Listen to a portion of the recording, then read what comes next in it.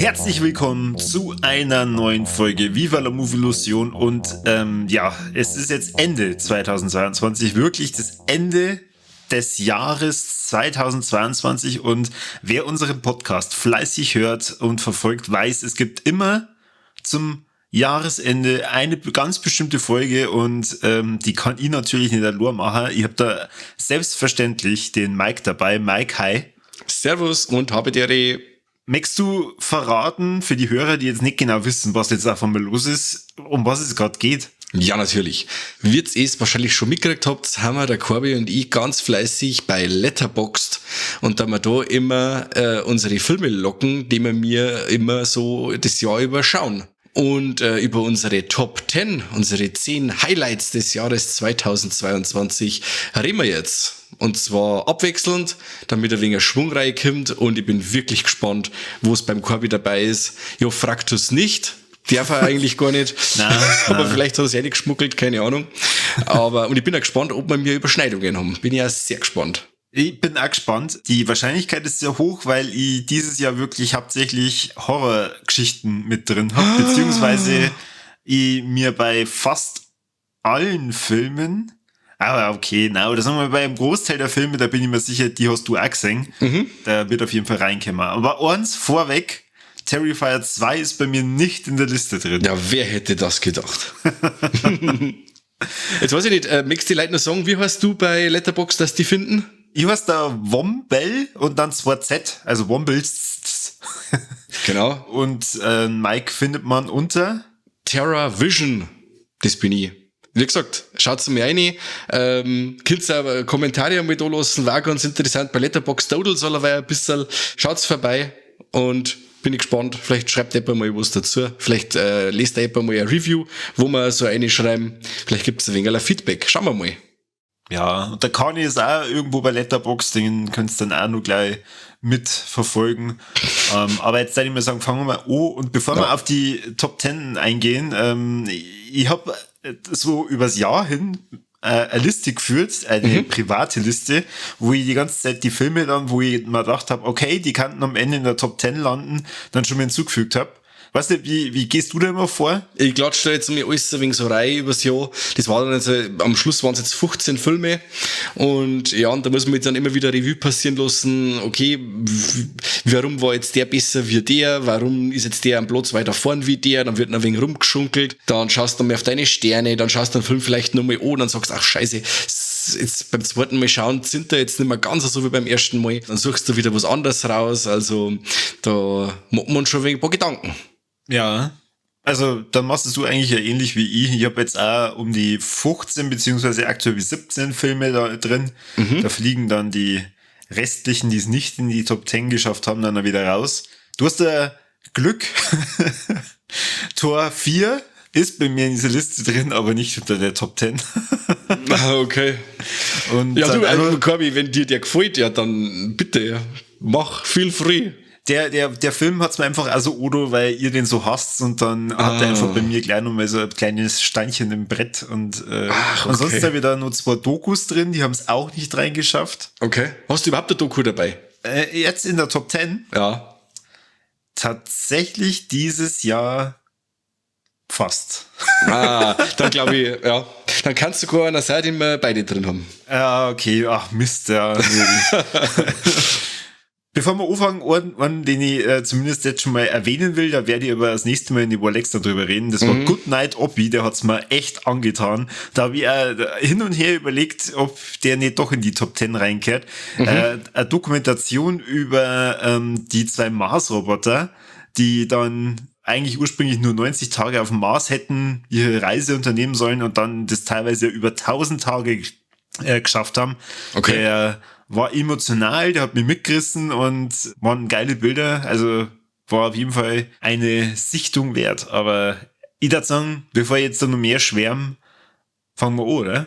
Ja, greift mal so. Gut, dann darfst du anfangen. Was ist denn dein Platz 10? Mein Platz 10 ist der Film Sensor. Also kommt von Zensur quasi. Und zwar spielt der Film 1985 zur Hochzeit der VHS. Und da gibt's ein junges Mädel oder eine Dame, eigentlich die Enid, und die ist bei der britischen Zensurbehörde. Sie wird für ihre Kollegen schon wegen spöttisch Little Miss Perfect genannt, weil sie empfiehlt ganz strikt gewalttätige Inhalte aus Filmen rauszukürzen. Und da muss sie quasi ganz viel grausliches Filmwerk anschauen. Und es kommen auch ein paar Filme vor, die man wahrscheinlich auch kennt. So der geneigte Horrorfilmschauer wird bei ein paar Titel recht schmunzeln müssen, weil die Filme haben wirklich in Wirklichkeit dann auch Probleme gekriegt mit dieser britischen Zensurbehörde. Und während sie ja quasi die ganzen Filme sichten muss und dann da ihre Zensurempfehlungen abgibt, sagt sie bei einem Film ein Mädchen, das ihrer Schwester verdammt ähnlich schaut. Die Schwester ist verschwunden vor längerer Zeit und ist für tot erklärt worden. Und dann begibt sie sich quasi auf die Suche und macht Nachforschungen, stellt's an, und gerät dabei immer weiter in einen Strudel, und sie kann dann irgendwann ihren eigenen Verstand oder den Sachen, die sie Sekten nimmer trauen, und es gibt eine grausliche Spirale nach unten, die sie ins Verderben zieht. Oh Gott. Okay. Ja. War ein sehr toller Film. Also von dieser ganzen, die Optik, also wirklich, der Film schaut aus, wie wenn er von 1985 raus war. Also die Optik ist grandios.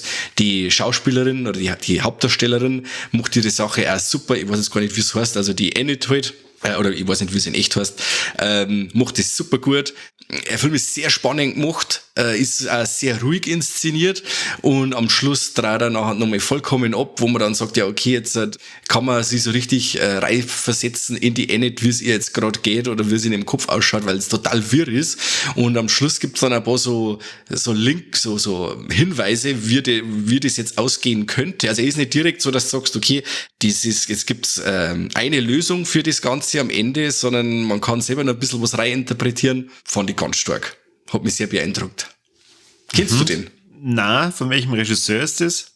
Der heißt, hat ja einen ganz komischen Namen. Prano Bailey Bond heißt der.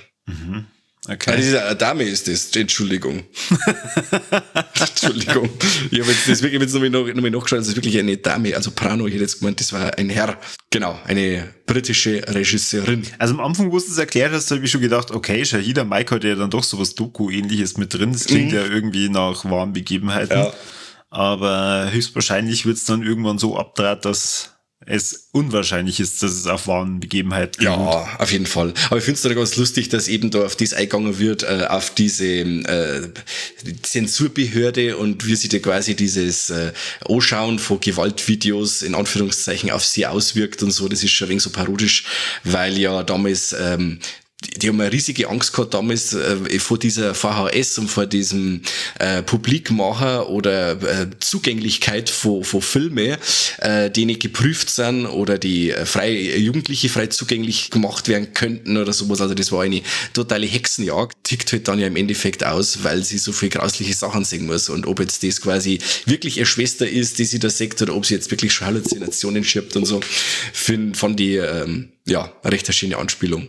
Und jetzt weiß ich nicht, ich hab, wie ich den Film gelesen hab zum ersten Mal, ja die Story, habe ich an den Film Evil Ed denken müssen. Weiß nicht, ob du den kennst? Evil Ed? Evil Ed. Na, Evil Dead kenne ich. Ah ja, natürlich. Aber Evil Ed ist quasi die parodische Version, also die lustige Fansblätter-Version von dem Ganzen, weil der Ed Gewaltfilme schneiden muss, und der tickt dann auch aus, weil er eben so viel Gewalt sehen muss, dass er dann selber auch zum Mörder wird und so. Gerade der Sensor ist um einiges geerdeter, langsamer und bierernst im Vergleich dazu Evil Ed. Okay. Also ich hab den quasi so ein bisschen Foreshadowing für das, was mir irgendwann einmal passiert, wenn ich weiter unseren Krampf schneiden muss. So ungefähr, ja. Du musst so viel Schimpfwörter schneiden und Ding, dann wirst du vielleicht selber mal so wie der Conny. Was ich noch sagen wollte, es ist gar nicht einmal so einfach, glaube ich, den Film zum sehen. Also ich habe den damals letztes Jahr eigentlich von England importiert, weil es den bei uns nicht gegeben hat, aber jetzt ist er mittlerweile, glaube ich, mal bei Sky gelaufen. Ich weiß nicht, ob er da noch drin ist, wer sich da für den Film interessiert. Ich glaube, dass der bei Sky drin ist. Sogar ein deutsches Wow, synchronisiert. Wow, ja, Entschuldigung, genau. Ja, cool, dann kann ich ja da mal reingucken, wenn er da noch drin ist. Ja, kann ich nur empfehlen. War sehr schön. Sehr schön. Meine Platz 10 ist zu sehen in Deutschland bei Disney Plus und da haben wir auch schon mal eine Folge drüber gemacht. Leider ohne dich, Mike. Aber der Film heißt Prey. Er ist dieses Jahr rausgekommen und es geht um die Comanchen Naru, die im Schatten ihrer Jäger von dem Volk praktisch lebt und da eigentlich selber auch zu einer Jägerin werden will und sich dann da beweisen will, zusammen mit ihrem Hund. Tja, sie ist dann diejenige, die dann einem bösen Etwas auf der Spur ist, das ihr Volk bedroht und das sie da in der Gegend auf einmal so durch den Wald metzelt, und zwar dem Predator. Yeah. Ja, wie schon gesagt, wir haben da schon eine Folge drüber gemacht, das heißt, da kannst du dir gerne reinhören. Der Film ist gedreht vom Dan Trachtenberg, also ich gehe felsenfest davon aus, dass man dem seinen Nachnamen genauso ausspricht. Mir hat der sehr, sehr gut gefallen, also jetzt vor allem, wenn ich ihn eine Zeit lang mal nicht gesehen habe, weil damals, wo ich immer ja angeschaut habe ich, weiß nicht, 5 oder 6 Mal angefangen. Also immer wieder angefangen, die ersten 10, 15 Minuten zu sehen. Okay. Weil ich entweder mal so ein bisschen im Kater-Feeling war oder dann daheim und dann hat meine Frau irgendeine Idee gehabt, was wir jetzt machen könnten. Und dann, habe ich immer wieder von vorn angefangen. Mhm. Aber ich muss sagen, also handwerklich ist der Film ja top. Und auch von der Story her, ich finde, er war recht kurzweilig und bringt diese altbekannten Predator-Elemente mit rein und macht trotzdem was Neues draus. Und das hat mir sehr gut gefallen. Und ich hoffe ja, dass da auch eine Fortsetzung vielleicht gedreht wird. Weil, sagen wir mal, die Credits deuten ein bisschen darauf hin. Hast du den auch gesehen? Ja, den habe ich gesehen. Geliebt und hab ihn auf Platz 7 da von meiner Liste. Nein! Ja, kein Scheiß. Mensch, da haben wir schon die erste Überschneidung. Ja, Wahnsinn. Ich kann mit dir nur anschließen. Also ein grandioser Film und ich werde fast behaupten, dass er mir noch besser gefallen hat wie der zweite Teil. Also wer kennt für mich gleich noch am ersten.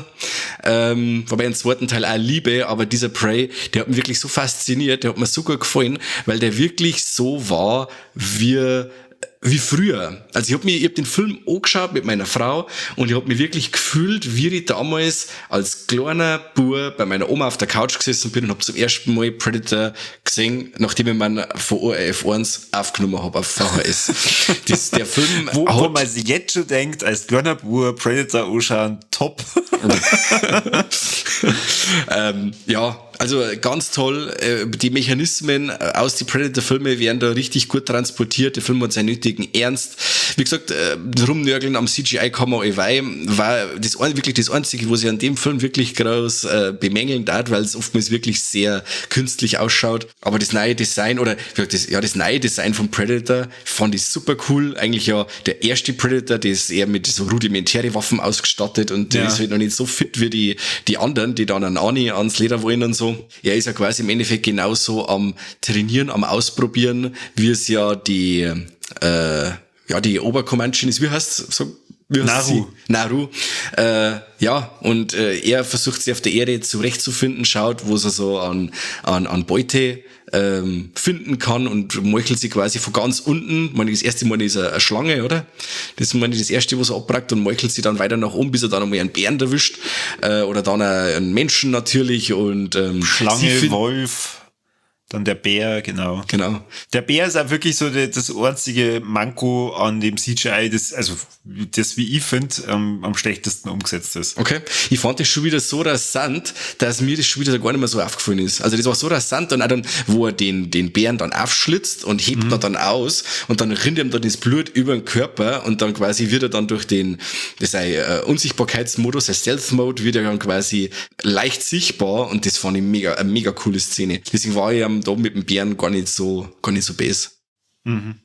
Also toller Film. Auch der Soundtrack sehr gut, gute Schauspieler und wie gesagt, alles was praktisch ist an Effekte, hervorragend. Prey hat auch The Batman aus meiner Liste rausgeschlagen. Also die haben sie bei dem letzten Platz die ganze Zeit so gebettelt und ich war mir dann nicht immer sicher, welcher von beiden gibt dann rein, aber Prey hat dann, wie schon gesagt, auf lange Sicht dann doch gesiegt. Okay. Ich habe mir auch noch extra Listen gemacht, also so Honorable Mentions, das sind die 5, die bei mir noch rausgefallen sind, über die können wir dann ganz am Schluss vielleicht noch mal schmerzen. Gerade mal ganz kurz, weil da habe ich nämlich einen Batman auch dabei. Ja, da schau her. Ja, passt, machen wir. Aber Prey, absolute Empfehlung, fand ich super. Und weil ich mir noch auch gedacht habe, das mit CGI-Tiere ist an sich wirklich immer schwierig zu machen und das ist, ja, Kindern fein nicht. Da hätte ich jetzt noch einen kleinen Tipp für da draußen, und zwar der Film Beast mit dem Idris Elba. Genau. Idris Elba kämpft gegen einen wild gewordenen Löwen. Und das CGI von diesem Beast, also von dem Löwen, war Wahnsinn.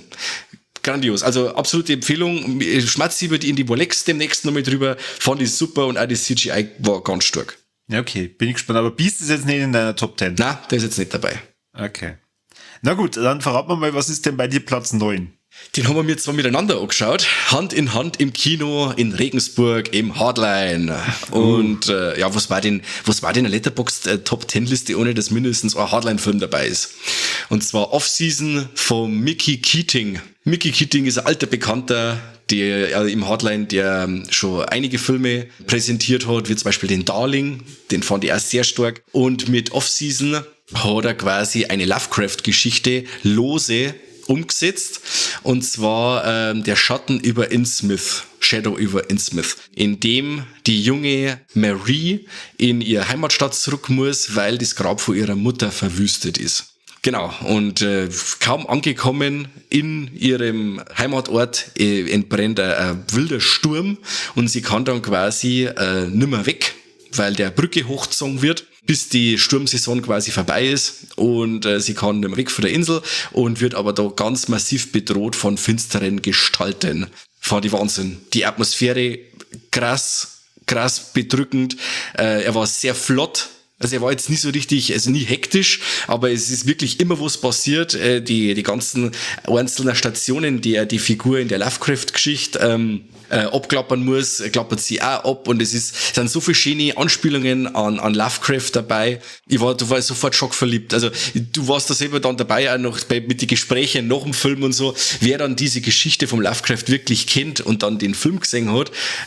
Also meiner Meinung nach ist das eine von den besten Modernisierungen, habe ich jetzt Mord gesagt, Modernisierungen. Ja, Modernisierungen. Modernisierungen von so einer alten klassischen Geschichte von Anfang, weiß nicht, wann die Lovecraft die Geschichte geschrieben hat, oder 1900 irgendwas, fand ich super. Auch der Richard Brake wieder dabei als fieser Fiesling, der macht immer eine gute Rolle als der Böse. Ich kann Off-Season nur empfehlen. Leider hat der bis jetzt keinen deutschen Start. Man hat seit dem Hardline von dem Film nichts mehr gehört. Aber da die anderen Mickey Keating-Filme ja auch rauskommen sind auf Blu-ray, hoffe ich, dass der auch noch mal rauskommt, weil es der wirklich wert ist. Lovecraft-Fans und Fans von so Cosmic Horror sollten da auf jeden Fall einen Blick riskieren. Ja, der war ganz gut, ja. Also den habe ich auch positiv in Erinnerung. Er hat es jetzt nicht bei mir in die Top 10 geschafft. Ich werde aber auch nur über den einen oder anderen Hardline-Film reden. Ah, okay. Mir ist die Story so ein bisschen vorgekommen wie diese Cthulhu-Geschichte, die es auch zum Spielen gibt. Ich glaube, auf der Switch und auf der Playstation und so. Die habe nämlich ich gespielt, und da ist mir das schon immer wieder sehr bekannt vorgekommen, was da passiert. Wobei das Spiel wirklich, glaube ich, irgendwie Anfang des 19. Jahrhunderts rumspielt, und da war ja Off-Season doch mehr in der Jetztzeit. Ja, deswegen sage ich ja, ist ja diese klassische Geschichte, also die haben sie in die Moderne sehr gut transportiert. Ja gut, dann darf ich weitermachen mit meinem Platz 9. Bitte. Dann sage ich da einfach mal Nope. Ja, genau, Nope, der Film von Jordan Peele, der dieses Jahr ins Kino gekommen ist. Okay. Der OJ und seine Schwester, die, wie hieß die, glaube ich, die müssen nach dem Tod von ihrem Vater die Familienranch übernehmen in Südkalifornien, und da werden Pferde ausgebildet, und zwar für Hollywood-Filme. Auf einmal entdecken die über ihrem Himmel, oder also über ihnen am Himmel, so rum, lauter rätselhafte Phänomene, und versuchen das dann auf Film aufzunehmen, und dann stellt sie dabei irgendwie heraus, das kann irgendwie ein UFO sein oder vielleicht auch nicht, und vielleicht auch nicht. Da könnt ihr euch entweder dann die Folge über Nope anhören, von mir und vom Kani. Kurz nach der Sichtung war ich ein bisschen enttäuscht, weil ich glaube, ich ein bisschen was anderes erwartet habe, weil Jordan Peele hat ja mit Wir und auch mit Get Out natürlich jeweils Filme hingelegt, wo du am Ende da sitzt und dann echt denkst, boah, fuck, ey, was habe ich jetzt da gesehen? Krass. So endet Nope nicht unbedingt, aber sagen wir mal, dieser, boah krass, was ist jetzt da los, Moment, der ist schon viel früher. Und ich glaube, das habe ich halt dann zum Ende vom Film auch nochmal erwartet, was praktisch halt dann das ein bisschen gedämpft hat. Aber je mehr ich darüber nachdenke, umso besser gefällt er mir. Und ich möchte ihn jetzt unbedingt dann auch bald wieder mal anschauen. Er ist jetzt mittlerweile bei dem einen oder anderen Streaming-Dienst auch schon zum Kaufen drin. Und ich gehe mal auch davon aus, dass Wow wahrscheinlich den bald drin hat. Ja, Nope ist auf jeden Fall eine Empfehlung wert. Und wie schon gesagt, hat's bei mir auf lange Sicht in die Top 10 geschafft, auf Platz 9. Wo ich sehr glücklich drüber war. Hast du dir Nope dann auch noch angeschaut? Ja, habe ich gesehen. Und es ist für mich die absolute Enttäuschung des Jahres gewesen. Ja, warum? Weil auch die Erwartungshaltung an den Herrn Peele so hoch war? Ja, weil vor allem Get Out finde ich ja unglaublich gut. Us war auch hervorragend. Oder auch die Twilight Zone Serie vom Jordan Peele hervorragend. Also ich mag das wirklich gerne. Oder auch sein ich glaube, er hat nur produziert, sein kein Candyman war super gut. Aber dieser Nope, der hat nichts hinten können bei mir. Überhaupt nicht. Ich weiß auch nicht, an was das gelegen hat, aber diese ganze Story da mit, ich mag jetzt auch nicht spoilern, also die Story war für mich schon, ja, die hat mich nicht gecatcht. Überhaupt nicht. Diese Charaktere, dieser OJ, der ist mir so auf den Sack gegangen, weil der dann, wenn es irgendwann wichtig... Was? Der sagt dir eh ja, eben, Nope. Genau. Dann fragen sie noch was mit dem Rose, mit dem Trainieren da, und dann soll er für die Werbung da engagiert werden. Ja, dann bringt das Maul nicht auf, dann sagst du, ja, Kruzifix, ja, red halt einmal, was ist denn los? Also, so richtig seltsam zirgert. Dann macht er zwar ein paar so Fässer auf, dann das mit dem Affen, das mit dem Chinesen dann, mit der wo bei Walking Dead dabei ist. Dann dieses Jagen nach diesem Etwas, das sehr an Weißen Hai erinnert hat, und also ich hab mich wirklich sehr stark einerseits auch gelangweilt, weil mir die Charaktere so genervt haben. Jetzt redet der meinen Film nur so schlecht. Also ja, ich fand ihn top. Ich hör auf. Also es ist einmal was anderes. Das musst du schon zugeben. Also man erwartet was ganz was anderes, ja, und bekommt halt dann mal eine Überraschung. Das ist doch was Positives. Ja, im Endeffekt, wo es das dann ist, dann sagst du schon, ja, okay, aha. Aber wie das dann ist, dann sagst du, ja, ist das blöd. Also, ja. Also auch wie das ausschaut, ist doch scheiße. Ja, aber es ist überraschend. Ja schon, aber überraschend scheiße ist. Ach, Kim, so. Verzeih mal du lieber, was hast du auf Platz 8? Auf Platz 8 hätte ich einen Film, den ich eigentlich, weil er mit seinem Titel, da eher auf Platz 10 passen. Und zwar ist das X vom Ty West. Boah, den habe ich viel weiter vorn. Verrate aber noch nicht, auf welchem Platz. Okay. Fand ich super. Also, ja. Ich weiß ja nicht, sollen wir uns das aufsparen dann für später? Nein, verzeih. Okay. Im Endeffekt ist X ein Slasher, der in die Richtung The Texas Chainsaw Massacre geht, von der Optik her, teilweise auch wieder inszeniert ist, von den Kamerafahrten her. Und er hat das Thema quasi, dass ein paar so junge Leute beim, wie sagt man, der Golden Age of Porn, da in die 70er, die haben halt einfach gemeint, sie trauen jetzt einmal einen künstlerisch anspruchsvollen Pornofilm am Arsch der Welt. 1979, glaube ich, ist das. Und da mieten sie ein abgelegenes Bauernhaus, das zwar so alte, seltsame Herrschaften vermieten, und da drehen sie dann in einen Schweinskram-Film, bis dann einer anfängt durchzudrehen und die Gruppe dezimiert. Er braucht zwar hübsch lang, bis der Film dann in den Slasher-Part übergeht, aber diese Charaktere waren so, ich sprich schon in der Vergangenheit, sind so schick geschrieben, dass ich denen ewig noch beim Porno dran zugeschaut hätte. Also es ist wieder eben diese unglaubliche Jenna Ortega dabei, die bei mir dieses Jahr, die ist bei mir Platz 1 dieses Jahr an die Ladies. Die war ja Wednesday in der tollen Netflix-Serie, die hat er in Scream 5 mitgespielt, genau. Und jetzt eben bei X, super gut. Mia Goth spielt sie auch einen Wolf, ganz toll. Wie gesagt, eben das Beutel, das Körnige, du nimmst dem Film auch wieder die 70er Jahre total ab. Dann das Schwüle, das Horse, das kommt so richtig toll dann seine Spielereien am Anfang schon mit dem Bildformat, da hat er mir eigentlich schon gehabt, und mir schon gedacht, ja, das ist wieder so ein Film, der spielt ein bisschen auch mit dem Zuschauer, mit den Erwartungen. Und dann gibt's ja immer im Film Film, wenn du dann öfters siehst, ich habe ihn jetzt 3-mal gesehen, so ein Foreshadowing, du kriegst im Laufe des Films mit, wie wer stirbt, weil ja bestimmte Sachen schon wegen angerissen werden und sagst, ah ja, da war das und das mit dem Krokodil und jetzt frisst es ein Krokodil oder so, fand ich auch ganz schön.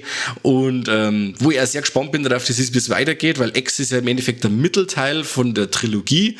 Da kommt ja jetzt dann quasi noch Pearl, der gibt's ja in Amerika quasi schon, das Prequel dazu und das Sequel Maxine kommt jetzt dann auch bald. Also die haben da A24 und Ty West haben da jetzt eine ganz tolle Trilogie aus dem Bogenstampf, kann ich noch nicht sagen, aber der Mittelteil der Trilogie ist schon mal unglaublich gut bei mir angekommen.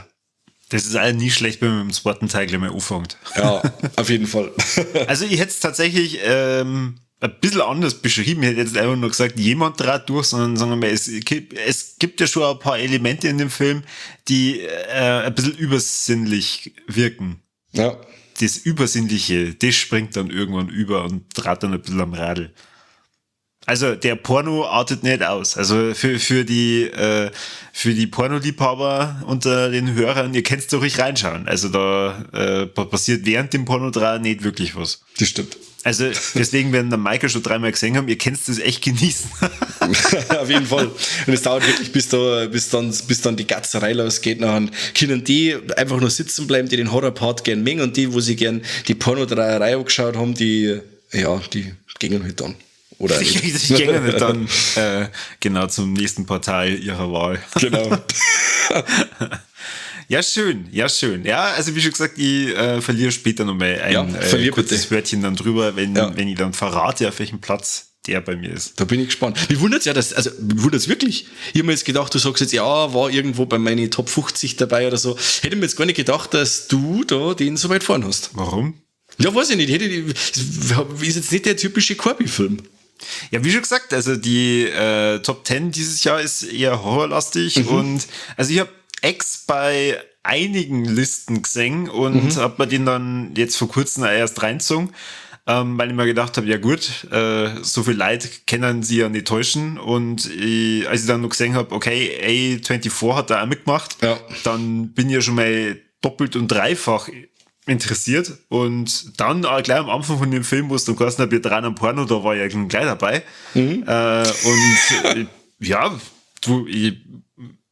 allen Lobliedern, die du vorhin gesungen hast über den Film, kann ich nur zustimmen und toller Film, also da habe ich schon mehr Scheißdreck dieses Jahr gesehen. Aber das hat eine gute Voraussetzung. Ich habe schon gestern Scheißdreck gesehen, war nicht so schlecht. Ja. Na, aber ja, ich würde sagen, ich lass dir jetzt mal nur im Ungewissen, wie weit vorn der Film bei mir ist, weil wer weiß, vielleicht hat er es ja ganz an die Spitze geschafft. Ach scheiße. Und sag dir jetzt mal, was auf Platz 8 ist. Und über Platz 8 habe ich erst vor kurzem mit dem Kani geredet. Kannst du erraten, was auf Platz 8 ist? Na? Du redest ja gar nicht. Ja, das ist, ich bin bei X war jetzt schon total auf die Schnauze geflogen. Jetzt pass auf, dann sage ich Jurassic World 3.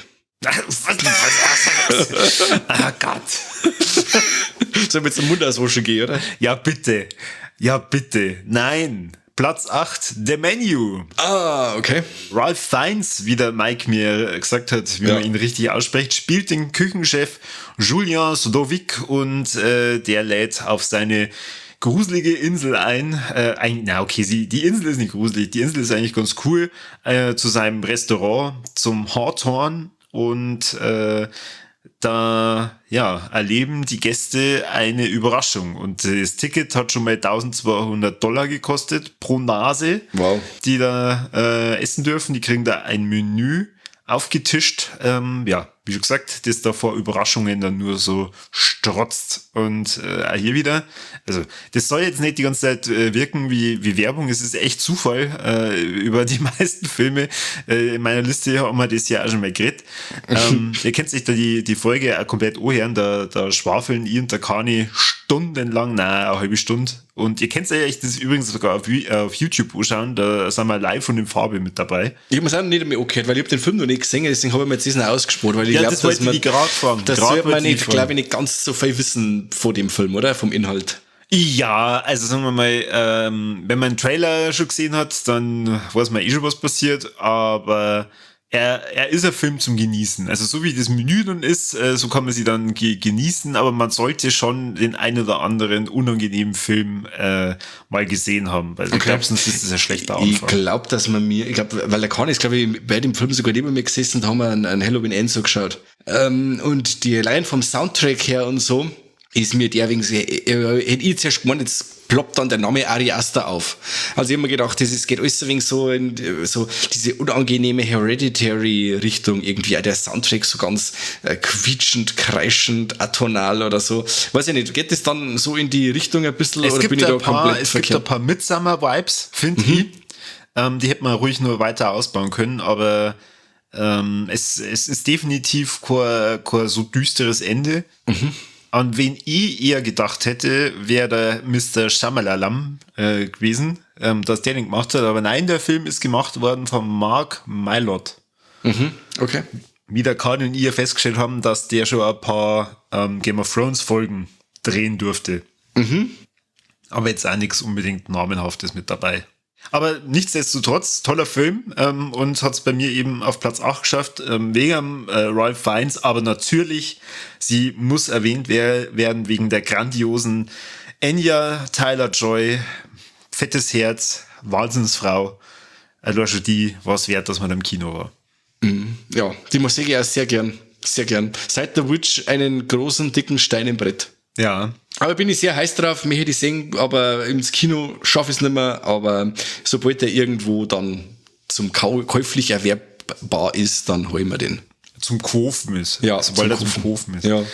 Ja, Platz 7 hast du ja vorhin schon gesagt, ist bei dir Prey. Genau. Möchtest du irgendwie sagen, warum Platz 7? Warum hat er es nicht weiter nach vorn geschafft? Was ist da los?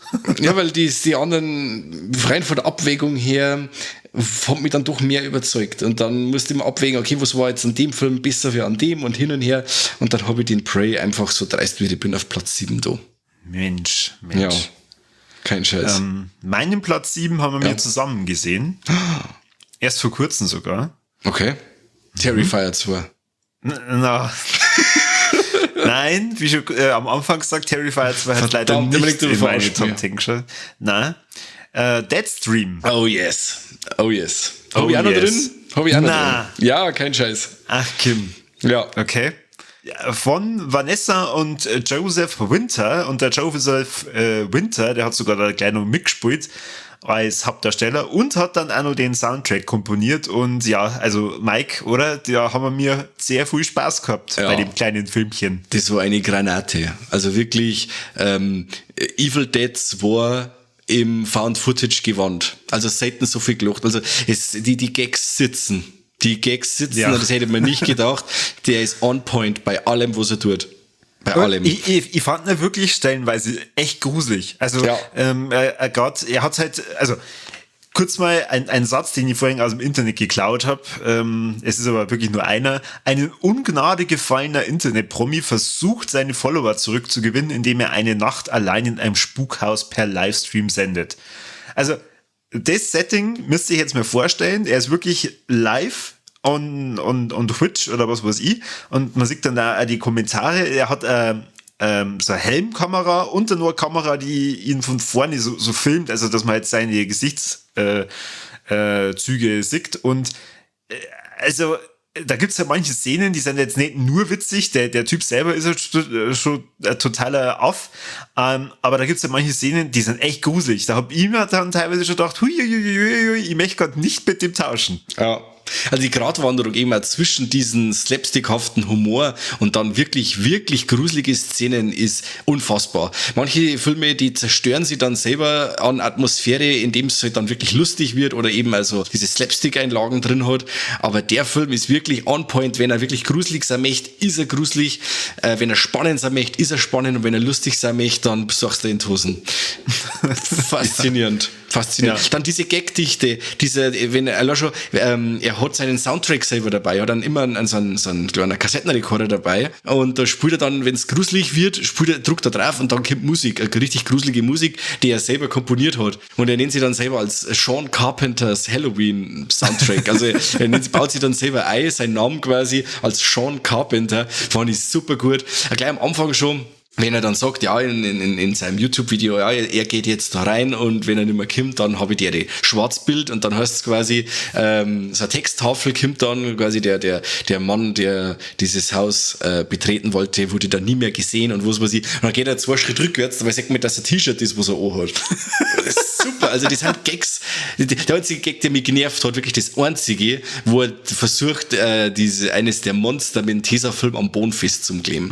Also egal wie gut Panzertape du hast, du biegst keinen am Boden fest. Das war wirklich das Einzige, weil es war so drüber, dass ich schon wieder gesagt habe, ach komm. Das war eine seiner Universalwaffen, super. Ja, auch dieses Taser-Bundle ist super. Oder auch die Kameras, wenn er die Kameras benennt, die werden ja quasi dann zugewiesen per Laptop und dann weiß er, wo, an was für ein Teil vom Haus sie gerade was abspielt. Dann bindet er eine von seinen Kameras an was war denn das, also eine lange Salami war das, oder?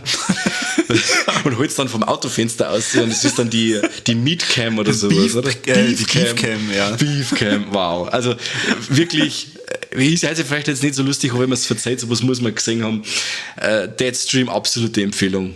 Ja, selten so viel gelacht. Ja, wirklich. Also ich hab das genossen und da habe ich mir gedacht, boah, lecker, ist so ein Ding im Kino sehen, das ist einfach durch und durch. Ich hoffe, ich gehe sehr stark davon aus, dass der 2023 auf jeden Fall irgendwo in Deutschland da erscheint. Ich hoffe. Ich hoffe ja, dass er auch noch mal im Kino kommt. Das wäre ein Traum. Wir haben den im Rahmen unserer Hardline-Mitgliedschaft sehen dürfen und ich glaube, er ist streambar bei Shudder. Genau. Halt auf Englisch, aber ich finde, das Englisch, das hat man da eigentlich sehr gut verstanden. Ach, das passt dabei. Wie gesagt, also wenn es euch das Ding wirklich, wenn es dann nochmal gibt und man haut sich dann einen Untertitel ein, mir geht's allerweise so, wenn ich da bei manchen Sachen nicht mitkomme, dann haben wir noch englische Untertitel dazu, dann flutscht das, weil es doch auch vom Akustischen oftmals ein bisschen schwierig ist, aber der Film, der ist wirklich mit Schulenglisch auf jeden Fall verständlich. Es kommt, glaube ich, bei dem Deutschen dann auch nur auf die Synchro drauf an, weil sagen wir mal, viel Humor lebt einfach auch von seiner Stimmlage und wie er das Ganze macht. Und da ist fast meine Befürchtung, dass wenn der auf Deutsch rauskommt, dass aber vielleicht dann an manchen Stellen eher dämlich als dann lustig klingt. Das aber kann schon sein. Ja, lassen wir uns mal positiv überraschen, hoffe ich. Absolut. Unbedingt anschauen. Dann haben wir ja schon wieder Überschneidung gehabt. Dann interessiert mich jetzt natürlich brennend. Was hast du denn auf Platz 6? Platz 6 ist bei mir das Reboot von Hellraiser vom David Bruckner. Ich bin ein riesiger Hellraiser-Fan und gehe immer mit einer riesigen Vorfreude an alle Sequels ran, die ich so in die letzten Jahre meines Horrorfilm-Fanseins hab dürfen und schauen wir wirklich jeden Hellraiser gern an, nur ich werde die meiste Zeit enttäuscht. Weil wirklich, ich glaube, ab Hellraiser 5, der wo wirklich noch gut war, vom Scott Derrickson, der Inferno, es ist dann wirklich viel Schmarrn gekommen, wo man sagt, okay, der Täter hat man noch schauen können, aber dann der Hellseeker, totaler Scheißdreck und die Serie hat sich wirklich so reingefahren in ein Fach, wo man sagt, das geht nicht mehr. Es sind Drehbücher verfilmt worden, die keine Hellraiser-Drehbücher sind. Die sind in irgendwelche Schubladen rumgelegen und dann hat's geheißen, okay, in diesem Thriller-Plot oder in diesem seichten Horrorfilm schreiben wir jetzt einfach nur Zenobiten und einen Pinhead rein und nur den Würfel dazu und dann haben wir schon einen Hellraiser-Film. Ganz anders jetzt bei dem Hellraiser 2022. Ich habe zwar zuerst gemeint, es ging halt mehr in Richtung Buchverfilmung, dass das Hellbound Heart vom Clive Barker direkt verfilmt wird, wobei jetzt der neue Hellraiser wieder in eine andere Richtung geht, aber er macht wieder alles richtig, indem dass man einfach sagt, okay, es ist ein Skript für einen Hellraiser-Film und das kennt man und der Film baut auf dieser Mythologie auf, fügt der Mythologie ganz viele neue Aspekte hinzu, also man hat jetzt nicht nur immer diesen Hellraiser-Würfel, der sehr ikonisch ist, sondern der hat verschiedene Formen in verschiedene Stadien, in der sich der quasi diese, ja, ich sage jetzt mal, dämonische Konvergenz befindet, verändert sich dann auch der Würfel, die Form verändert sie. Pinhead, der ja eigentlich im ersten Teil nur Lead Cenobite genannt worden ist und im Buch ein geschlechtsloses Wesen ist im Endeffekt. Also ich glaube, das war schon so, es geht in Richtung Frau, aber dann doch mit männliche Züge und so. Und diese Jamie Clayton ist ja da ein Sechser im Lotto als Pinhead. als weiblicher Pinhead, als Lead Cenobite. Sie ist ja selber, glaube ich, ein Transgender, wenn mich nicht alles täuscht. Die war vorher ein Mann und spielt jetzt eben diesen dämonischen Charakter so dermaßen erhaben, dass Doug Bradley muss stolz sein, wenn er das sagt. Also wirklich grandios, die Frau passt in die Rolle, super Reihe. Wie gesagt, der Plot, ist er für einen Horrorfilm taugbar, aber er ist eben auf dieser Hellraiser-Mythologie aufbauend und es ist nicht nur irgendwo reingeschrieben, seelenlos.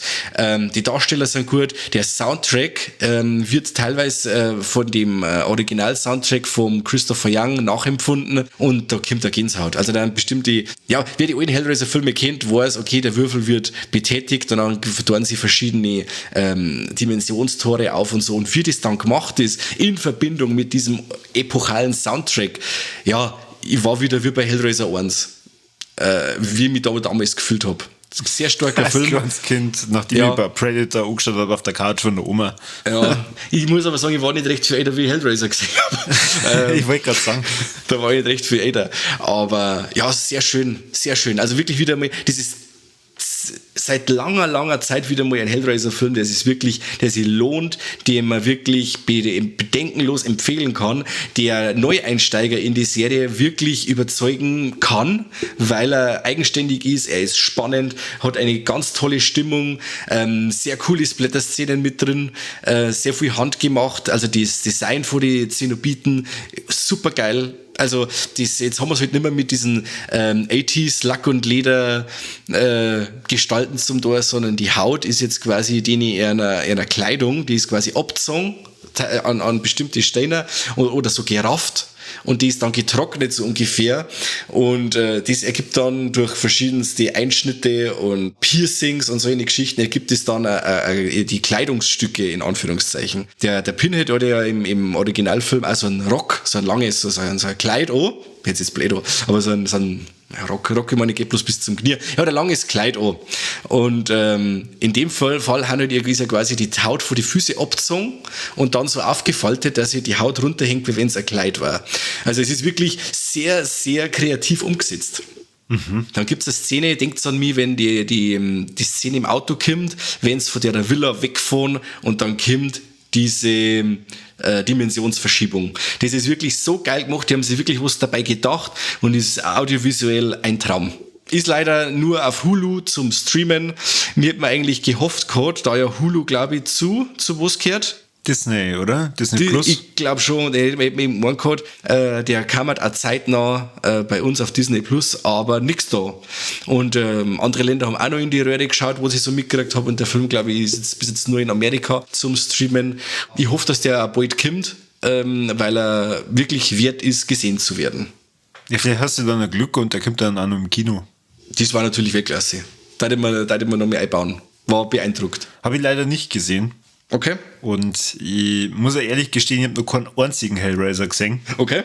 Wundert mich jetzt nicht. Schockiert mich jetzt weniger, wie du meinst. Okay, ja, na passt. Dafür habe ich das ja die Goonies gesehen. Ja, das ist schon mal was schon, ja. Oder Zurück in die Zukunft 1 und 2. Nicht seit, hör mal auf, die kenne ich schon seit ich ganz Kind bin. Okay. Aber wirklich, der erste Hellraiser kann ich dir wirklich nur empfehlen. Ganz, ganz stark. Der zweite Hellraiser geht dann eher schon wieder in die Richtung Fantasy, weil sie die Mythologie wird noch weiter entschlüsselt und man kommt dann noch weiter rein in diese Zenobiten-Welt und es geht dann schon ganz stark in Richtung Fantasy und weniger Horror. Aber der erste Hellraiser ist ein Machtwerk. Ein Machtwerk, okay. Ja. Wie schaut's bei dir aus? Als Machtwerk würde jetzt das Werk nicht unbedingt betiteln, aber er hat mir auf jeden Fall extrem viel Spaß gemacht. Ich habe gelacht, bis mir Tränen kamen. Okay. Und du bist neben mir gesessen. Terrifier 2. Platz 6 heißt bei mir Holy Shit oder auch Ach du Scheiße von Lukas Rinker. Auch hier haben wir ja, glaube ich, schon eine Folge drüber gemacht und da habe ich schon genügend drüber geschwärmt. Ich habe immer wieder betont, geht's verdammt nochmal ins Kino, wenn der ins Kino kommt. Ich hoffe, ihr wart im Kino. Ich weiß, er ist nicht in wirklich vielen Kinos gelaufen, aber jetzt poche ich drauf, das wird bestimmt der nächste Streaming-Hit. Der Architekt Frank erwacht aus einem Ohnmachtszustand und ist blutig eingequetscht in einem Dixie-Klo. Das Dixie-Klo liegt auch noch kurz vor einer Abrisssprengung in der Mitte von der Baustelle und er muss versuchen, da rauszukommen. Ein Kammerspiel, spannend und blutig und sehr lustig. Also es ist in meinen Augen so der nächste große Komödienhit, der sie an so Klassiker anreihen kann wie Shoot is Manitou oder Otto der Film. Naja, gut, wollen wir mal jetzt nicht übertreiben, aber Thomas Niehaus, der den Frank spielt, großartige Schauspielleistung, sein Gegenspieler, der Gideon Burkhardt, den habe ich erst vor kurzem wieder in den Glorious Bastards gesehen, habe mir gedacht, woher kenne ich den gleich wieder? Ah ja, ach du Scheiße, geil. Ich habe da wirklich Tränen gelacht und das ganze Kino hat mitgejohlt, gegrölt. Und Mike, wie ging's dir dabei? Ja, da schließe ich mich an. Ganz starkes deutsches Independent-Kino mit unglaublicher Kreativität, wenn man da schaut, wie man da auf engstem Raum einen Film inszenieren kann, der quasi der Buried mit dem Ryan Reynolds im Endeffekt so gut wie nur in diesen Dixie-Klo spielt und wie er mit den Gegebenheiten spielt und wo er dem Mann alles mitgibt, dass er sich halt versuchen kann, wieder da raus zum Kämpfer. Er ist unglaublich kreativ. Er hat nur, ich weiß nicht, so ab der Mitte, Schluss aussehe, ist er mir dann ein wenig zirkert, wo man dann sagt, ja, okay, wenn er jetzt nur 1,5 Stunden dauern darf, da hat's auch gelangen. 10 Minuten weniger. Aber so, sehr zu empfehlen. Das ist Nörgeln auf hohem Niveau, ein Film, der richtig, richtig stark Spaß macht. Ja, passt's wieder, habe ich Kurven gekriegt. Ja, okay. Er fängt an mit nackten Brüsten, besser geht's eigentlich schon gar nicht. Da habe ich mir noch gedacht, da war ich ja noch nie mit Mike vorher so richtig im Kino. Das stimmt. Wie reagiert er? Klang der mich gleich an? Klang der sie gleich an? Aber flippt er aus, wenn er einen Busen sagt. Steht er auf und sagt, was ist denn jetzt los? Ich will Blut sehen. Ja, was soll die Scheiße. Michaela Schäfer geht immer, oder? Ja, kann man sich schon anschauen. Was war das für Lied von Münchner Freiheit, das dann kommt? Ohne dich schlafe ich heute Nacht nicht ein. Ja. Keiner, der diesen Film gesehen hat, wird das Lied jemals wieder hören, ohne mit einem Schmunzler auf den Lippen und wird sagen, ach du Scheiße. Ja, das stimmt. Absolut. Das stimmt. Und wie uns ja der Lukas Rinker verraten hat, hoffe ich ganz stark auf Ach du Scheiße in Space. Boah, das war sehr cool, ja. Bin ich dabei. Gut, dann ich kann abkürzen bei Platz 5. Du darfst gleich drüber reden.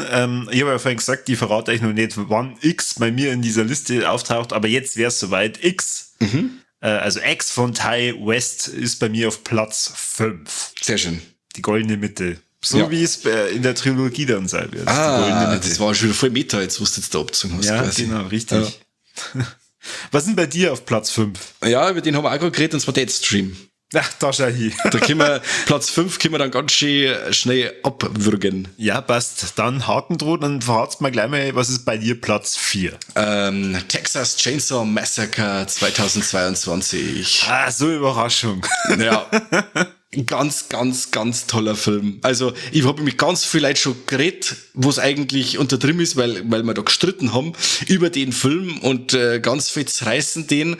Und dann heißt ja, aber der Michael Bay und der Remake war so gut und hin und her.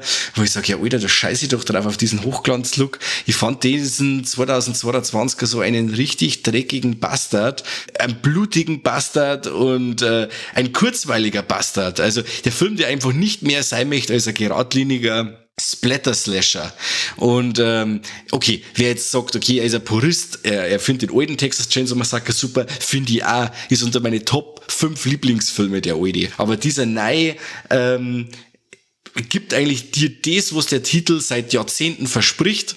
Hat auch wieder saudumme Teens dabei, die es eigentlich wert sind, abbrackt zum werden. Wo es ja der Alte auch schon gehabt hat im Endeffekt. Ich sag nur den Herrn im Rollstuhl. Räusper. Die Splatter-Einlagen sind handgemacht, fand ich super umgesetzt.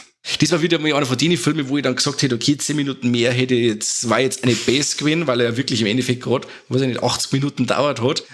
Und ich hätte gerne noch mehr gesehen von dem Ganzen. Ich hoffe, dass es weitergeht, in dieser Timeline oder in dieser ja, mit diesem Netflix Texas Chainsaw Massacre Universum, weil da, wenn man noch im Abspann geschaut hat, da kommt ja noch was, wo es auf eine Fortsetzung hoffen lässt. Leatherface ist cool wie eh und je, ein richtig brachiales Teil. Der Mark Burnham, der den Leatherface spielt, ist eine Naturgewalt, ein Riesenteil.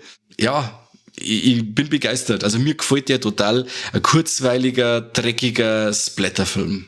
Schön. Ja, Sehr hast schön. du den mittlerweile gesehen? Nein, natürlich nicht. Natürlich nicht. War so leicht zum haben, war so günstig. Er war so günstig. Du, aber nachdem du ja jetzt den sogar bei dir so weit vorn platziert hast, vielleicht schauen wir dann sogar an. Ja, super. Also vor allem auf die Zeit hin, du kannst da nicht viel verkehrt machen, wenn dir das jetzt nicht gefällt, dann sagst du, ja gut, wir sind jetzt die 80 Minuten hin. Aber mir hat er super gefallen. Er hat dann ein paar so kleine Kniffs drin, wo man vielleicht auch oft mal so ein wenig vergisst, wenn man den Film so abrantet. Und zwar der eigentlich immer der Base ist in dem Film, so der Südstaatler, der mit der Knarre übereinander läuft, der dann angefickt wird von den Mädels, wo man dann sagt, das ist bestimmt das ein Fiesling, der gehört zum Leatherface dazu, zu der Familie oder so. Dabei ist das total netter Typ und der Spielfilm spielt total mit den Erwartungen und diese Mädels, die da quasi kommen oder diese Influencer und die er dann so richtig aufs Korn, hätte ich fast gesagt, auf die Kettensäge nimmt und so. Also es ist wie so eine richtige Abrechnung mit allem. Mhm. Mit allem. Er schluckt sie auf keine Seiten irgendwie, weil er alle gleich schlecht behandelt. Ja, dann brauchen wir jetzt ja doch nicht mehr anschauen. Jetzt hast du mir schon alles verraten. Überhaupt nicht. Du hast die Busszene, weißt nicht. Also, dadurch, dass ich jede Folge von uns kenne und ihr da auch schon eine Folge drüber gemacht habt, weiß ich, was da passiert. Okay. Aber ihr vielleicht da draußen als Hörer natürlich nicht. Deswegen, vielleicht hat der Mike euch ja jetzt damit bei Texas Chainsaw Massacre begeistern können. Ja, und ist so leicht zum Anschauen. Schaut's dann bei Netflix so, fertig. Anderswo kriegst du momentan eh nicht. Ich darf nur hoffen, vielleicht auf ein Nameless Mediabook, weil ja die Cobra Kai Serie oder Happy, die gibt's jetzt mittlerweile auch auf ein physisches Medium im Mediabook von Nameless und vielleicht haben wir auch noch mehr Glück und kriegen noch mehr ein schönes Mediabook von Texas Chainsaw Massacre. Und ich glaube ja auch, dass der Film, wenn er wirklich irgendwo eingereicht worden wäre, zum Prüfen, dass er da kläglich gescheitert war, weil der wirklich so eine grobe Sau ist, dass, ja, dieses Netflix war für den Film vielleicht schon gar nicht schlecht, dass er da so rausgekommen ist. Ja, wie schon gesagt, ich baue mir den vielleicht dann jetzt dann bald nur ein. Mach mal fertig und dann gehst und schaust. Ja, Papa. Ein Film, den ich auch sehr gern mir wieder anschauen würde, aber ich ihn leider nicht momentan irgendwo sehen kann und ihr dann dadurch natürlich auch nicht, wobei vielleicht bald, ist Arboretum. Das ist bei mir Platz 4. Der hat dich wirklich begeistert, gell? Ja. Wahnsinn, also von dem, ja, du hast ja schon oft geredet und in unserer Hardline-Folge und so und immer wieder taucht dieser Arboretum auf bei dir. Ja. Gedreht von Julian Richberg und mit einer Story, die, weiß ich nicht, mir einfach gut im Gedächtnis geblieben ist, dann auch noch mit diesen Mystery oder Fantasy-Einwirkungen, die aber jetzt auch nicht wirklich den Film beherrschen, sondern das kommt immer wieder und dann denkt man, stimmt, da war noch was. Und man wird nicht ganz schlau draus, aber bis zum Schluss hin fand ich den einfach geil. Spielt in dem Jahr 2001 und es geht um also ein kleines Städtchen, wo der Hund begraben ist in Thüringen und es geht um die Teenager Erik und Sebastian. Beide sind Außenseiter und werden an der Schule gemobbt, werden irgendwo auf Partys gemobbt, treffen immer wieder auf Nazis und kriegen da aufs Maul, versuchen aber natürlich ab und zu mal zurückzuschlagen. Und ja, da ja sonst nichts los ist in dem kleinen Städtchen, sitzen sie halt meistens so ihre Zeit ab, zocken oder gehen dann in den Wald und schießen so ein bisschen mit dem Gewehr umeinander. Und der Erik, glaube ich, der hört auf einmal so im Sumpf die Aufforderung, er soll was tun. Und der Erik, der hört halt dann hin und ja, auf einmal geht's so in Richtung Rachefantasie, Vergeltung, vielleicht der Gerechtigkeit und dann, ja, dreht das Ganze ein bisschen ab. Ich fand den Film super. Ich habe jetzt für die Recherche für diese Folge auch herausgefunden, dass Dropout Cinema sich den Film gekrallt hat und er am 9.2. ins Kino kommt. Wow, das hätte ich mir jetzt nicht gedacht. Ich merke, das ist so ein Fall, so ein kleiner Film, der jetzt irgendwo unverdienterweise in der Versenkung verschwindet. Also wirklich unverdienterweise, weil der Film ist echt top. Ich habe ja auch in der Hardline-Folge ganz viel über Ach du Scheiße, aber auch über Arboretum geschwärmt. Und Arboretum hat einen ganz großen Unterschied zu Ach du Scheiße, weswegen der auch noch weiter bei mir nach vorn gerutscht ist in der Top 10. Der ist komplett eigenfinanziert mit, was hat er gesagt gehabt, 25.000 Euro oder so? Ich weiß nicht. Ich war bei der Diskussion am Schluss oder bei dem Q&A nicht dabei. Ich hab dann warst du schon besoffen, stimmt, ja. Allein dieses Monster, das die da rein animiert haben, also das ist schon bombastisch geil und wie schon gesagt, also der Film ist mir einfach im Gedächtnis geblieben. Ich finde den super hervorragend und dem wünsche ich das mehr als alles andere, was ich in meiner Liste drin habe, dass der einen Verleih kriegt und dass der Julian an der Stelle die Lorbeeren für diesen Film einheimsen kann, die er da absolut dafür verdient hat. Ja, absolut. Und ich hoffe noch immer auf eine physische Veröffentlichung, da auf jeden Fall ins Regal stehen. Ein wichtiger Film, der da wichtige Themen behandelt. Und obwohl er 2001, glaube ich, später hast du gesagt, ist trotz allem aktueller denn je. Also von dem her, wenn ihr die Chance habt, den anzuschauen und wie schon gesagt, 9.2., da steht bei Dropout Cinema schon, einer von 2 Terminen fest, wo das ins Kino kommt. Vielleicht, wenn ihr euch da auch dafür begeistern könnt, begebt euch auf die Reise, um euch den O zu schauen. Unbedingt. Dann, jetzt wird's ja spannend. Jetzt sind wir schon in der Top 3. Top 3. Sag mal, was hast du denn bei dir auf Platz 3? Und wieder ein Hardline-Film und wieder ein Film, den wir mir zwar gesehen haben. Und zwar The Medium. Ui, ja, so eine Überraschung. Wow. So eine Überraschung. Hast du den auch dabei in deiner Liste? Ja, aber ich sag nicht wo. Oh, jetzt kannst du nicht mehr weiter. Das war jetzt eben der Film, wo ich gesagt habe, ja, halbe Doku und so. Es ist wirklich eine halbe, es ist ja im Endeffekt eine Doku, ein Found-Footage-Horrorfilm, in dem es quasi darum geht, dass die Nim, die von einer Göttin, kann man da sagen, besessen ist oder beseelt ist, wie sagt man das, die ist, es stellt sich heraus, dass sie die Enkel, die Nichte, auf einmal seltsam benimmt nach dem Tod von einem Familienmitglied und ihr Verhalten wird immer extremer und die Nim muss dann quasi ihre schamanischen Kräfte einsetzen, um diese Nichte von den Dämonen zu befreien, wo es extrem schwierig wird. Kann man das so sagen? Kann man so sagen. Ich hätte jetzt zwar nicht gesagt, dass sie von der Göttin besessen ist, sondern sie ist das Medium für diese Göttin. Ja, genau, macht man so. Sie ist das Medium. Ja. Richtig, sehr gut. Deswegen heißt der Film ja auch das Medium oder dem Medium. Ja, aber nicht nur wegen ihr, oder? Auch wegen der Nichte. Ja, ich glaube, das soll schon so ein bisschen zweideutig wirken, genau. Aber es geht schon auch hauptsächlich um die Nim. Wahnsinn. Also ich erzähle die Geschichte immer wieder gerne und jedem, der es hermag und jedem, dem was nicht interessiert, dem erzähle ich es immer wieder. Wir sind da in diesem Hardline drin gesessen und jeder war heiß auf The Medium und dann fängt der so an, dass du sagst, ach du Scheiße, das wird jetzt wirklich so ein Doku-Ding. Corby schon Feuer und Flamme. Corby Feuer und Flamme. Mike versucht Augen aufzuhalten. Kani Bier ausdrungen, ab. So verbringe ich meinen Samstagabend nicht, hat's geheißen. Nein, verbringt's dann lieber draußen in der Caden, war viel besser. Nein, aber dann wirklich noch, weiß nicht, das sind dann gleich noch 20 Minuten oder sowas, nachdem quasi erklärt wird, wie das eben mit dem Medium hinhaut, wie das hinhaut mit dem Religiösen in Thailand, dass man auch als Europäer wegen weiß, wie das da unten läuft. Überschlagen sie dann ganz schnell die Ereignisse und der Film steigert sie dermaßen und wird am Schluss so unfassbar hysterisch und brutal und schockierend und ja. Der Mike und ich haben dann schon gewettet, Kim, jetzt fehlt eigentlich nur die Todesart und die Todesart und wir sind nicht enttäuscht worden. Das ist alles nur Kämmer. Es sind sogar alle Todesarten vorhanden. Also es ist am Anfang wirklich noch, es ist sehr gruselig und sehr zurückhaltend, sehr langsam inszeniert, auch mit den ganzen Kameras und Dingen und hin und her. Und wenn es dann heißt, es ergeben sich ganz gruselige Ereignisse im Haus und das Kamerateam entscheidet sich, noch mehr Kameras aufzustellen und noch mehr gruselige Scheiße zum Filmen. Da sagst du als Zuschauer, sitzt da und sagst, oh Gott, ich würde damals bei Paranormal Activity, wenn es wieder Nacht wird und du deine Zähne anspannst in die Schuhe drin und sagst, oh Gott, hoffentlich ist die Szene mit der Nachtbild wieder vorbei. Und von den Szenen hat The Medium unglaublich viel.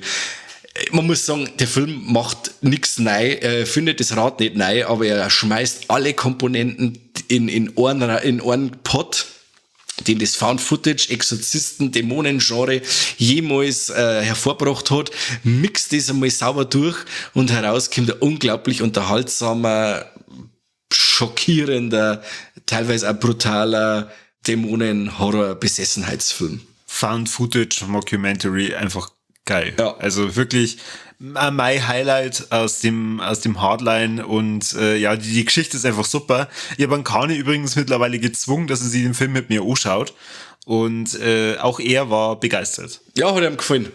Ja. Okay. Ja.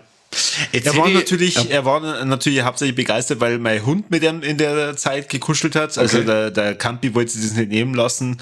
Den komischen Typen, der auf einmal auf unserer Couch rumwandelt, genau zu begutachten. Und der genauso riecht wie er. Aber er hat den Film auch ganz gut gefunden, ja. Sehr schön. Sehr schön. Ich hätte noch einen kleinen Tipp. Abseits, es ist noch ein Film rausgekommen auf Netflix, der komplett untergegangen ist. Also jetzt keiner von meinen Tops, aber wenn wir gerade bei The Medium sind, ein Film, der eine ähnliche Kerbe schluckt, und so heißt der Incantation. Kann auch jeder anschauen, der Netflix hat. War damals wo er rausgekommen ist, war das ein riesiger Hit in Taiwan. Ist einer von den erfolgreichsten Filmen des Jahres gewesen, 2021 oder 2022, ich weiß jetzt nicht genau. Ich glaube, Erscheinungsdatum März 2020. Also der Film war ein riesiger Erfolg 2020. Ist bei Netflix rausgekommen und da liegt er und kein Mensch kennt ihn, kein Mensch schaut ihn. Es gibt ihn nur mit O-Ton, mit Untertitel. Ist aber auch leicht zum Verstehen, leicht zum Mitlesen, ist nicht ganz schnell und geht in eine ähnliche Richtung wie The Medium. Also auch wieder so ein Film, der mit den ganzen Found-Footage-Elemente spielt. Es kommt auch wieder mit Besessenheit vor und Dämonen kommen vor und so Sektenmitglieder. Also das war eine unglaublich gruselige Szene in so einem... Verraten jetzt viel, ist schon auf der Watchlist. Ja, macht das. Also ist da draußen, gibt's einmal Chance. Ein Film, der auch wie Paranormal Activity, den nimmst mit heim. Also der ist gore und der Film spielt mit dir die ganze Zeit über. Er versucht dir die ganze Zeit zum Animieren, nebst zum Tor. Und wenn du da mitmachst und so und das ist eine ganz andere Seherfahrung. Also schaut sich Incantation an, macht's ein wenig mit, was euch der Film vorgibt, weil er wirklich mit euch Kontakt aufnimmt. Lasst euch darauf ein, er ist wert, ein ganz gruseliges Ding. Und wie gesagt, wer The Medium schon ein paar Mal gesehen hat und braucht was Neues in die Richtung, dann schaut's Incantation. Und wer Incantation schon geschaut hat, der schaut The Medium. Bumm. Wie schaut's bei dir aus? Platz 3. Platz 3 heißt Everything, Everywhere, All at Once. Okay. Von Dan Kwan und Daniel Scheinert. Es geht um eine Frau, die versucht, ihre Steuererklärung zu machen. Mhm. Soweit bin ich auch gekommen. Und zufällig ums Multiversum. Die Waschsalonbesitzerin Evelyn, die kommt mit ihrem Alltag nicht ganz so klar. Ihr Vater ist zu Besuch und überfordert sie. Dann die Kunden haben einen Wunsch nach der anderen. Ihr Mo macht irgendwie auch nicht unbedingt das, was er da soll. Und dann kommt eben diese anstehende Steuererklärung und das ist halt dann praktisch so der Tropfen, der das Fass zum Überlaufen bringt. Und dann sitzt sie da in dem Finanzamt und gegenüber von ihr sitzt die Steuerprüferin. Ja, und irgendwie spielt dann ihr komplettes Universum auf einmal verrückt. Und das ist tatsächlich ja so. Also Raum und Zeit, die lösen sie auf und ja, sie befindet sich auf einmal in einer Parallelwelt, wo sie das ganze Geschehen retten soll. Also sie wird dann darüber informiert, sie ist jetzt hier in dem Multiversum und wenn sie jetzt da nicht irgendwas tut, dann geht praktisch die komplette Welt unter, weil das unbekannte Böse ist da und schnappt sie eine Welt nach der anderen und sie muss dann schauen, wie sie das Ganze rettet. Ein völlig abgedrehter, ja, wie soll ich sagen, Science-Fiction-Film, der so dermaßen mit den Genres spielt und du am Ende dann da sitzt, nicht direkt weißt, was war jetzt das, aber dir auch gleichzeitig denkst, eigentlich war es schon geil. Und ist auch wieder produziert von, oder vertrieben von A24. Also ich war begeistert. Ich habe ja, glaube ich, auch schon mal in die Warlex mit drin gehabt. Da habe ich ihn ein bisschen besser hervorgehoben und da bin ich damals davon ausgegangen, dass du, Mike, ganz sicher ja schon gesehen hast. Ja. Deswegen jetzt auch wieder hier die Frage, wie schaut's aus? Hast du nicht mittlerweile gesehen? Ah, scheiße. Eigentlich habe ich fast gewusst, dass du mir das fragst. Ich habe 20 Minuten angeschaut und dann habe ich ihn raus da. Warum? Weil er mir überhaupt nicht gefallen hat. Also ich muss ihm noch mehr Chance geben, aber in dem Moment, wo ich ihn gesehen habe, hat er mich total genervt. Da geht ihm das los mit dem Kung-Fu-Kämpfer da und hin und her und das war so ein Heckmeck, das habe ich in dem Moment habe ich das so überhaupt nicht brauchen können. Dann habe ich ihn raus da. Muss jetzt aber nichts über die Qualität sagen muss. Also bis jetzt, wie gesagt, bis jetzt hat er mir nicht gefallen, aber das muss er an dieser Situation gelegen haben, in der ich gerade war. Und ich gebe ihm auf jeden Fall noch mehr Chance, aber das war momentan nichts für mich. Dieses hektische Kung-Fu-Kämpfer und so, das nervt mich. Also das verstehe ich. Ich glaube, da muss man in der richtigen Stimmung sein, dass man sich das anschaut. Also er ist ja größtenteils witzig. Also er versucht sehr viel Witz rüberzubringen. Gerade kann man ja da sehr viel einbauen mit diesem Multiversum. Es gibt auch ein Multiversum, da glaube ich, ist ihr Partner ein Waschbär oder so und der Waschbär ist er nur auf ihre Schultern oder es ist auch schon eine Zeit lang her, dass ich den Film das jetzt mal gesehen habe, aber ich fand ihn geil. Und es war einfach mal was, das habe ich so noch nie gesehen. Und das, weiß ich nicht, fand ich großartig. Ich habe dann geschaut, was die Daniels, also der Dan Kwan und der Daniel Scheinert sonst so rausgebracht haben, weil das ja ein Regisseur-Duo ist. Und ich habe dann da einen Kurzfilm entdeckt, der ist noch abgedrehter als das, was bei Everything, Everywhere, All at Once passiert ist. Okay. Wenn ihr herausfindet, wie der Kurzfilm geheißen hat, dann verlinke ihn euch unten in der Beschreibung. Aber ein Film, den der Mike definitiv schon gesehen hat, das war der Swiss Army Man mit dem Daniel Radcliffe, der eine Leiche spielt voller Gas. Ach, der hat mir schon nicht gefallen. Hervorragenden Regisseure haben eben auch hier Everything, Everywhere, All at Once gemacht. Himmelherrschaft. Aber so sind die Geschmäcker halt unterschiedlich. Ja. Ich bin zu 1000% überzeugt, dass der Platz 2, den ich hab, dir auch nicht gefällt und du den sicher auch nicht gesehen hast und dann sagst, oh Gott, so eine Scheiße.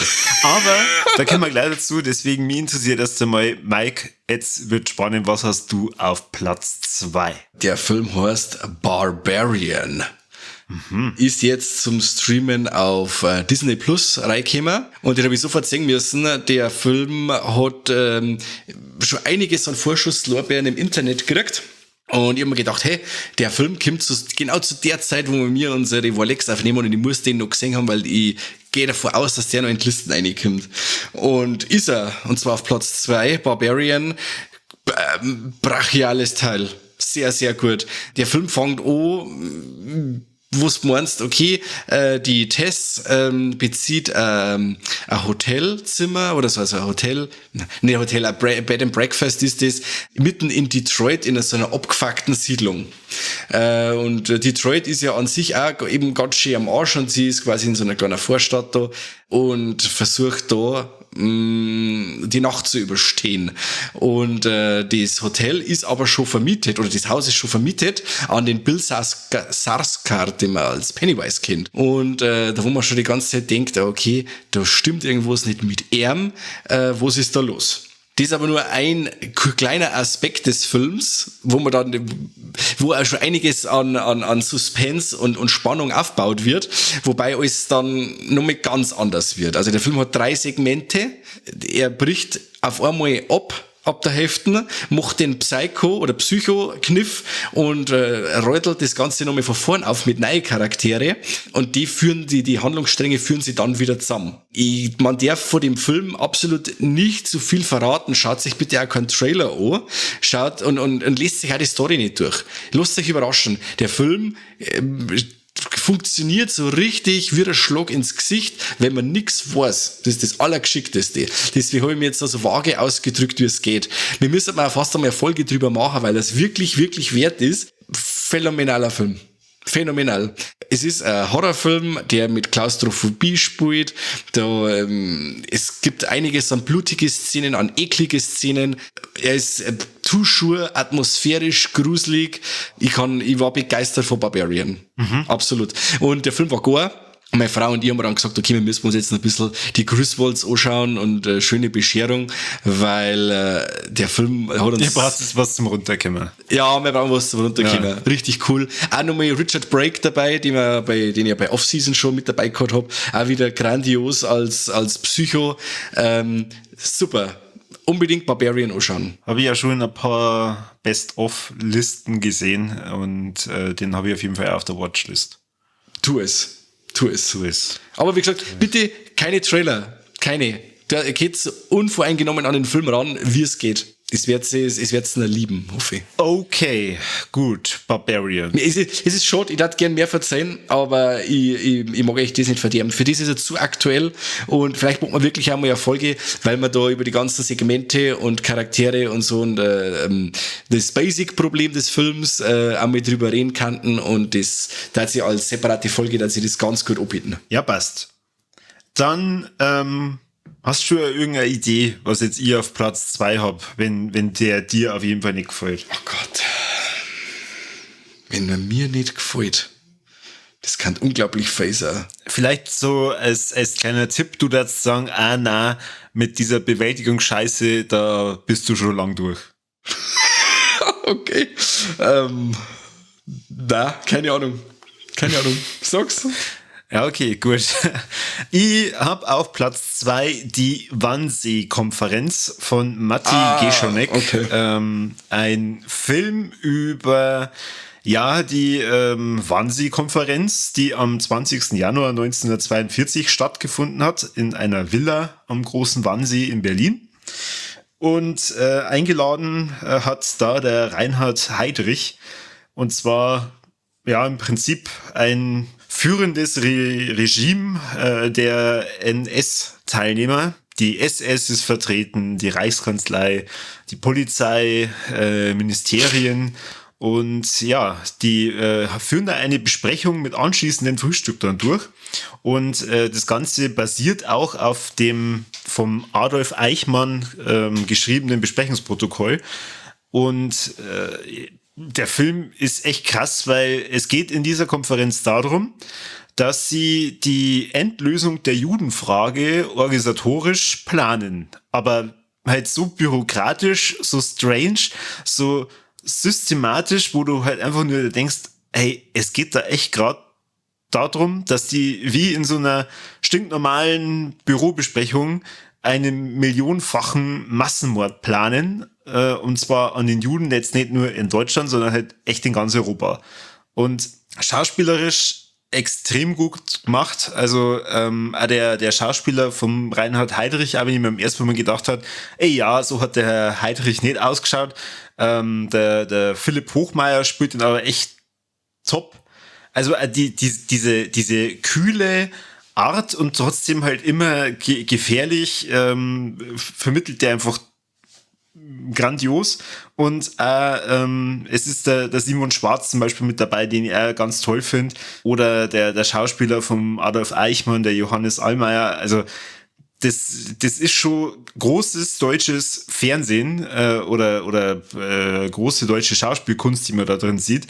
Der Kani hat's mir auch geschrieben, der hat den auch vor kurzem gesehen, der hat gesagt, der ist gerade am Boden zerstört.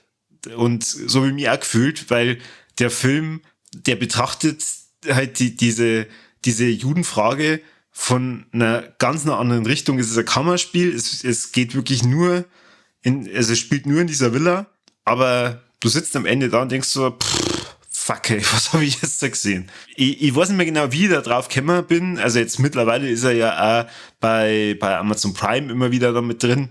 Aber ich habe den auch, wo der rausgekommen ist, auf der ZDF-Mediathek gesehen. Und da muss ich echt sagen, man schimpft immer ganz viel drüber, was man an GZ zahlt. Und sagen wir mal, da kann man vielleicht berechtigterweise drüber schimpfen. Aber da hat man was für sein Geld bekommen. Und das fand ich sehr stark. Sehr, sehr stark. Okay, sehr schön. Sag nochmal deinen altbekannten Satz, immer wenn es irgendwie um Nazis geht, na, diese Bewältigungsscheiße, die hast du nicht nötig. Hab ich auch nicht. Aber es hört sich auf alle Fälle ganz schön krass so und vor allem, wenn der dann doch so schockierend ist, obwohl im Endeffekt nichts passiert, in Anführungszeichen, dass das alles nur Konversation ist, dann muss da schon was draus sein. Ich weiß nicht, hat der dann irgendeinen Payoff am Schluss oder ist es einfach gar und du weißt, was dann passiert oder ist da noch irgendwas, der zweite Handlungsstrang dabei oder ist es wirklich nur in diesem Konferenzraum? Es ist, es spielt in dem Konferenzraum, in dem Vorraum und ein bisschen draußen. Es gibt keine zweite Nebenhandlung, wo du dann irgendwie siehst, wie wirklich jemand erschossen wird oder irgendwie sowas. Also es kommt kein einziger Tropfen Blut vor.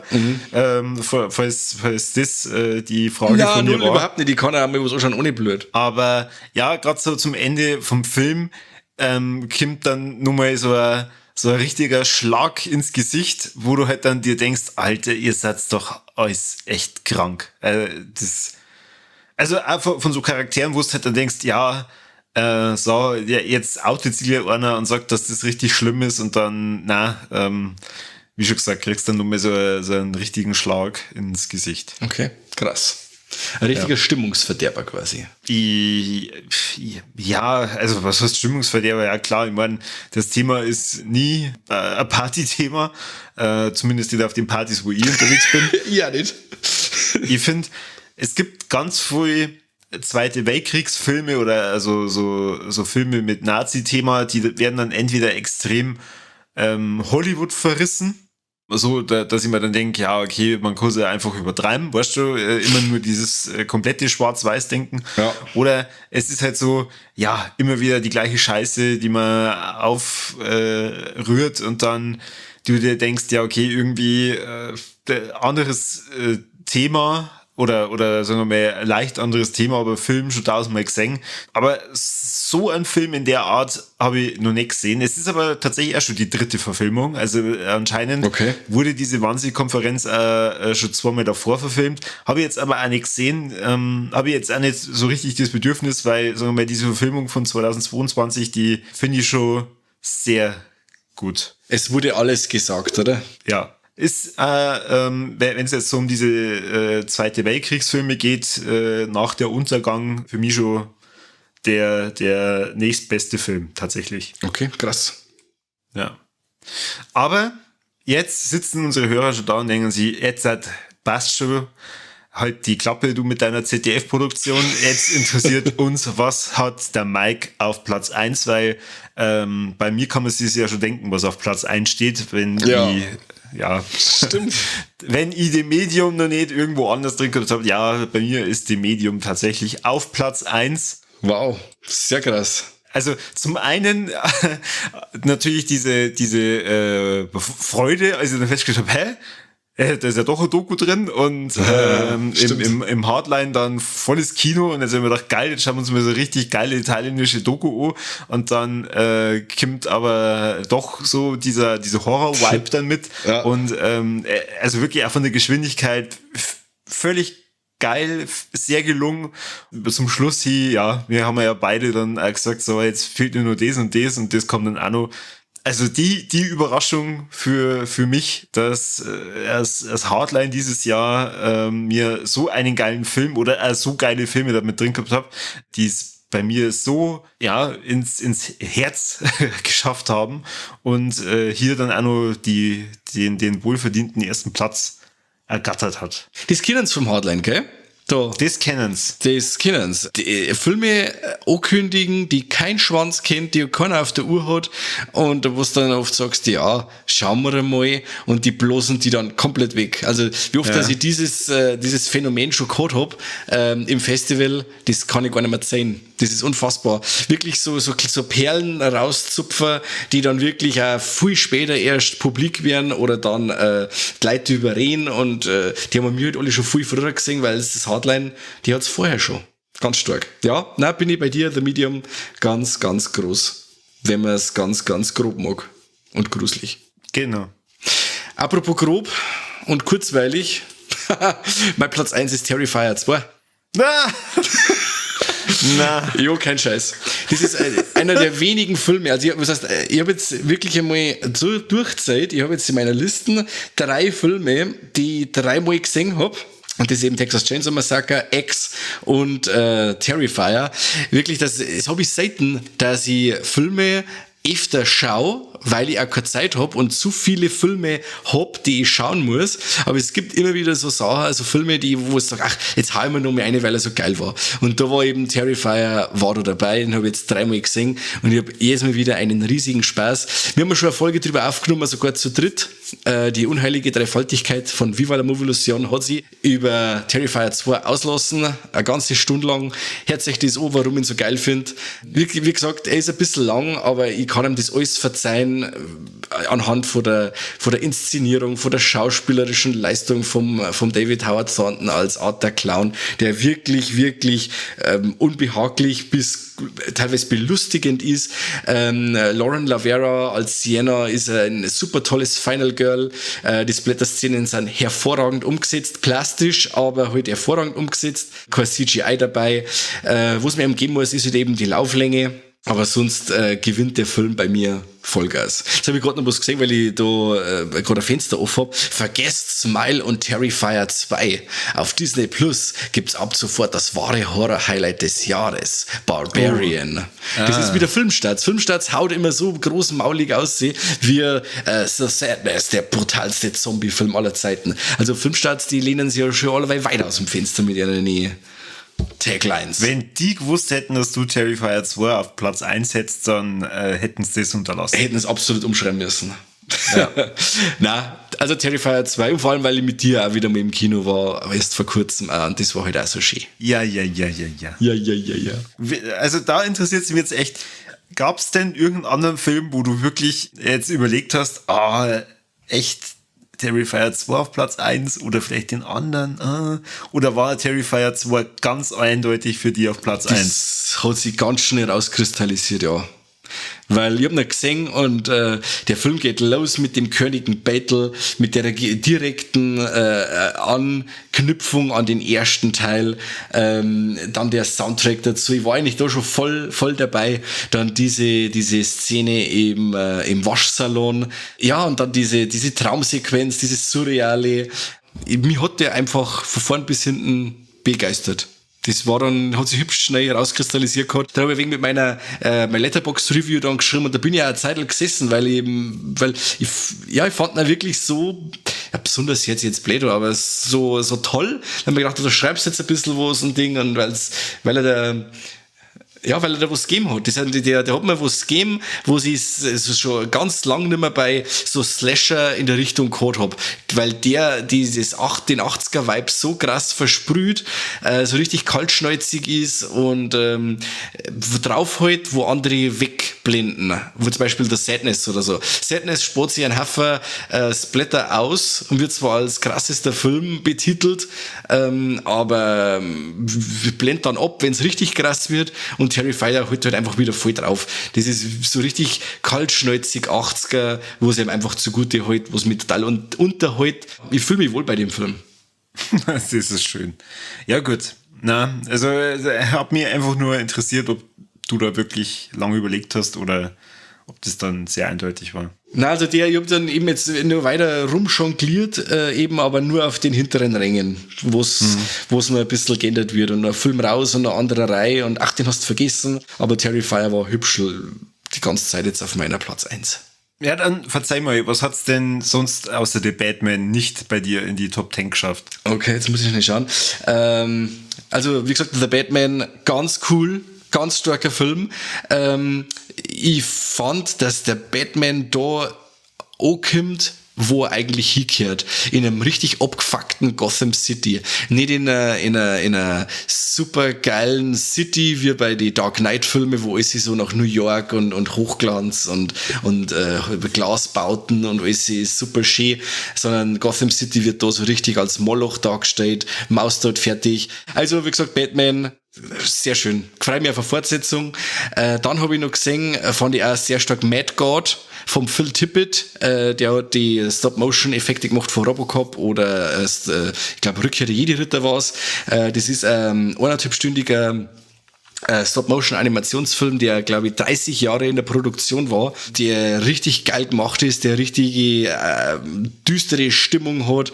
Keine Handlung hat er schon, aber es wird nicht geredet. Also nicht, man kann sich die US- oder UK Blu-ray holen, weil es wird nichts geredet, den ganzen Film über. Alles, was gezeigt wird, erklärt die Handlung. Super cool. Smile ist leider nicht ganz mit reingekommen, hat mich aber sehr beeindruckt. Sehr wenig Jumpscares, toller psychologischer Horror. Endless hätte es fast eingeschafft. Atlas hat mir auch sehr gut gefallen. Ja, dieses Creature-Design und auch dieses morbide, diese düstere Atmosphäre hat mich gecatcht. Hat mir gefallen.